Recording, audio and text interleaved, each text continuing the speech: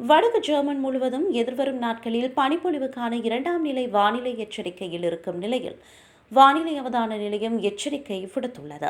அதே நேரத்தில் தெற்கில் மழை பெய்யும் என்று எதிர்பார்க்கப்படுகிறது. வார இறுதி முழுவதும் உறைபனி இருக்கும் என எதிர்பார்க்கப்படுவதால் சில பகுதிகளுக்கு இரண்டாம் நிலை செம்மஞ்சள் வானிலை எச்சரிக்கை விடுக்கப்பட்டுள்ளது. குறைந்த உயரத்திற்கு பனிப்பொழிவு ஏற்படுவது உறுதி என ஆய்வாளர் ஜூலியா டச் குறிப்பிட்டுள்ளார். நாட்டின் வடக்கு பகுதியில் துருவ காற்று நிலை எதிர்பார்க்கப்படுவதால் ஷபாட்டால், பிரியோன், காசில், ஹெசல் உள்ளிட்ட சில சுற்றியுள்ள பகுதிகளுக்கு பனி எச்சரிக்கை விடுக்கப்பட்டுள்ளது.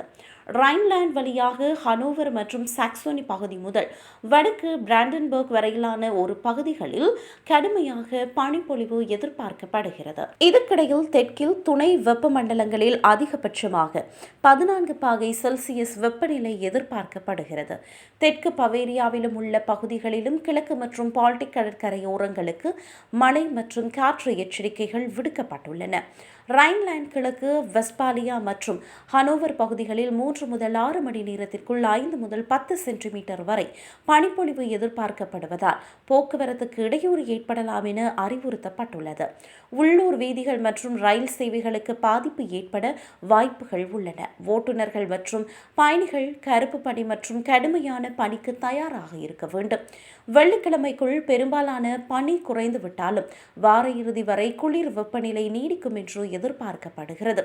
உறைபனி மற்றும் அதிகபட்சம் 1 முதல் 5 பாகை வரை இருக்கும் என்று கணிக்கப்பட்டுள்ளது.